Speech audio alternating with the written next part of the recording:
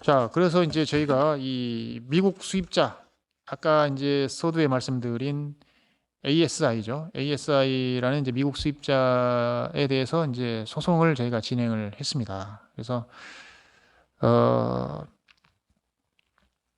이제 소송의 청구 내용은 그 ASI 즉 미국 수입자가 국내 수출자인 모뉴엘과 공모를 하여 어, 그에게 손실을 끼쳤다라는 거고, 그로 인해서 이제 저희 수출입은행은 수입자, 미국 수입자에 대해서 불법 행위로 인한 손해배상 4천만 불. 당시 이제 4천만 불이 그 ASI가 발행한 PO가 이제 상환되지 못한 PO죠. 상환되지 못한. 그래서 이제 그 청구 내용은 이제 그 간단히 보시면은 모니엘 제품을 직접 수입하는 수입자로서 누가 ASI가 그러죠? 허위 거래임을 알면서 모니엘과 공모하여 모니엘로 하여금 수출입은행에 팩토링 자금을 편취케 했다라는 주장을 핀 거죠. 또 이 과정에서 그 해당 미국 수입자의 직원들이 이러한 그 모뉴엘과 협조, 즉 공모를 한 대가로 모뉴엘로부터 그에게 뇌물을 수취했다는 사실이 또 밝혀졌습니다. 그래서 저희가 이런 부분을 이제 그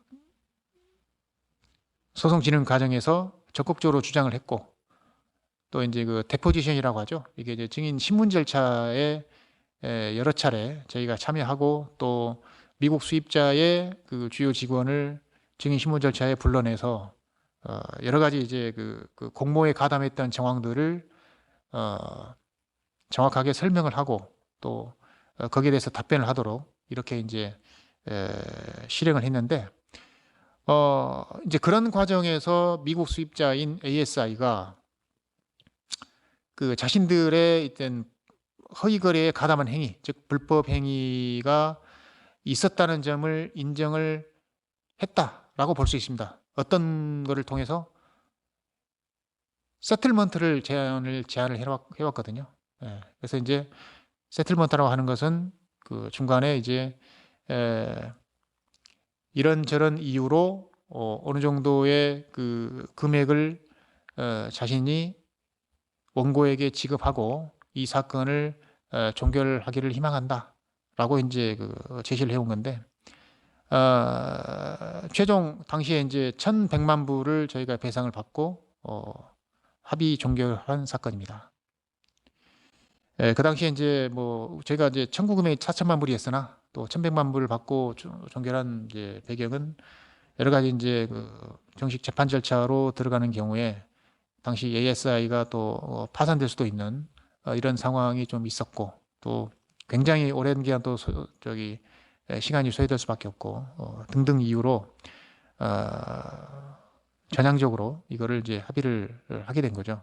그래서 뭐 다시 강조해서 말씀드리면은 해당 거래가 모뉴엘의 그 자금 세탁과 그다음에 이제 수출은행을 비롯한 10개 은행권의 불법 차입을 위한 허위의 회전 거래인 점을 인지하고 있었는지 그렇지 않았는지, 이런 부분이 이제 사실 관건이 됐던 건데, 당시에 이제 많은 ASI 담당자가 이를 인지하지 못했다고 진술을 했죠. 그래서 이제 그 뭐 상급자의 지시에 따라서 뭐 반복적으로 수행했던 것에 불과하다 이렇게 이제 주장을 했으나, 최종적으로 이제 그 해당 그 회사에서 즉 ASI가 이거를 이제 그 제시하면서 결과적으로 허위거래 공모 사실이 인정되었다라는 부분입니다. 예.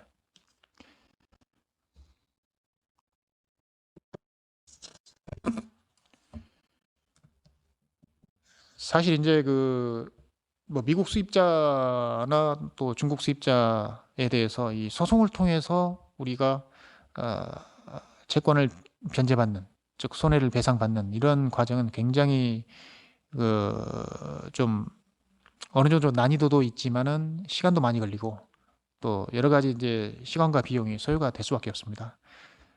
그럼에도 불구하고 이제 소송을 진행을 했었는데요.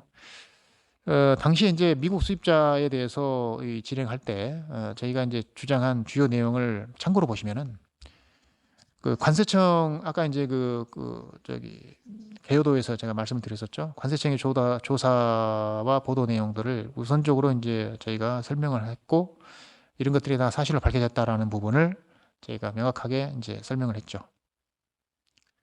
그리고 이제 그 ASI 직원이 이제 커미션과 리베이트를 수수했다는 부분. 예. 아마도 이제 그 세틀먼트를 제시한 그 결정적인 이유 중에 하나였지 않나라고 생각도 해봅니다. 예. 그 다음에 이제 그 검찰 조사 결과 이런 부분이죠. 피고소인 박홍석이 해외 거래처 관계자들과 협의하여 또는 공모하여 HTBC를 대당 250만 원 정도의 가격으로 판매하는 것처럼 PO를 비롯한 여러 가지 이제 서류들을 허위로 작성한 후에 이거를 선적을 해서 형식적으로 수출한 듯한 모양을 갖췄다. 이게 이제 사실 검찰 조사에서 나온 이제 내용들입니다. 그리고 이제 저희가 이제 국내에 이제 그 로펌을 통해서 법무법인을 통해서 조사한 내용도 이제 명확하게 이제 그 미국 수입자에게 전달을 했죠. 즉, 그 당시에 이제 그 ASI의 담당자가 있었는데 주요 담당자가 이 주요 담당자가 모뉴엘과 공모를 해서 그 피오를 발행하는 과정. 그리고 이제 채권양도 통지서에 서명했다는 부분. 이거는 이제 좀 이따 이제 제가 다시 한번 설명을 드리겠지만 이 채권양도 통지서에 그 해외 수입자가 서명한다는 거 굉장히 중요한 부분입니다. 예, 그래서 지금 이 슬라이드에도 제가 이제 추가를 했는데요. 조금 이따가 이런 설명을 드리도록 하고요. 그 다음에 이제 허위 OEM 계약을 체결했다는 부분입니다. 말하자면은 그 미국 수입자인 ASI가 모뉴엘의 수출 물품 즉 HTPC를 실질적으로 미국에 판매할 의사가 없었음에도 OEM 계약을 체결했다는 부분인데요. OEM은 잘 아시다시피 주석이 지금 달려 있는데 제품의 규격이나 성능, 품질 등에 대해서 주문자가 지정하지만 통상적으로 그러나 이제 이 모듈과 체결한 OEM 계약서에는 이러한 부분이 없었습니다. 그리고 이제 밑에 허위 PO를 발행했다는 부분이죠. 허위 PO. 그래서 이제 이 PO를 발행하는 과정에서 모듈과 여러 측면에서 소통을 하면서 발행을 했다. 있을 수 없는 일이죠. 정상적인 무역 거래에서는. 예. 수입자가 자신의 필요에 의해서 PO를 발행하고 수입자에게 제시하면 되는데 이거를 이제 사실상 모듈의 지시에 의해서 발행한 이런 정황들이 다 포착이 됐다라는 거죠. 그리고 이제 서두에 설명드린 그 모뉴엘이 이제 해외에 설립한 페이퍼 컴퍼니 폴라리스하고 이제 여러 가지 또 PK 홀딩스 이런 이제 대표적인 두 개의 페이퍼 컴퍼니를 통해서 그 물건이 이제 재판매되는 것처럼 이제 꾸며서 자금이 역으로 이제 그 모뉴엘의 계좌에서 이제 PK 홀딩스로 들어가게 하죠. 즉 PK 홀딩스에서 물건을 수입하는 것처럼 꾸며서 이제 모뉴엘이 자금을 PK 홀딩스 계좌로 넣는 거죠. 그래서 그 자금이 다시 폴라리스한테 가고 폴라리스는 이 자금을 또 ASI한테 송금을 해서 ASI는 이 자금을 다시 이제 은행권에 상환하는 이런 구조가 지속되어 왔다라는 것이죠. 바로 이제 맨 밑에 이제 그 수출은행 앞 대금 채권을 지속 송금했다는 부분이 바로 이제 그런 내용이죠. 예. 그래서 지속적으로 대금을 송금해왔다라는 부분이 굉장히 또 중요합니다. 그래서 ASI가 왜 이 자금을 수출은행에 송금했느냐? 이거는 이제 허위 수출 거래임을 알면서 송금을 했기 때문에 공모가 분명하다. 이런 부분이고, 그리고 이제 말씀드린 바와 같이 이 대금의 원천은 모뉴엘의 홍콩 페이퍼 컴퍼니로 최종 밝혀졌죠. 그래서 이제 사실 이제 그 명명백백하게 그 미국 수입자인 ASI는 모뉴엘과 공모하여 허위 거래를 지속적으로 해왔던 것이고 해당 허위 거래를 통해서 이제 수출은행 등 많은 금융권에 손해를 끼쳤다라는 부분을 우리가 적극 주장을 하면서 궁극적으로 이 세틀먼트로 가는 결과를 이뤄냈다, 이렇게 볼 수가 있겠습니다.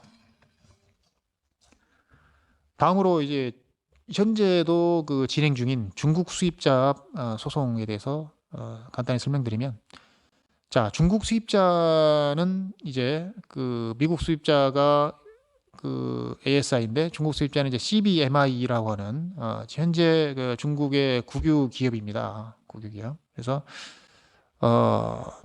당시에 이제 그 모뉴엘이 미국 수입자인 ASI와의 거래 과정에서 수출은행 등 은행권의 이제 수출 팩토링 제도를 이용하는데 이제 한도가 거의 찬 거예요. 한도가. 그래서 이 다른 그 허위 거래를 공모할 수 있는 다른 업체를 물색해 봐야 되겠다라고 판단을 하고 찾은 게 이제 이 중국 수입자인 CBMI입니다. 그래서 CBMI를 통해서 또다시 이제 허위 거래를 하게 되죠. 그래서 이것도 역시 아까 서두에 말씀드린 바와 같이 일정 부분은 계속적으로 상환하게 합니다.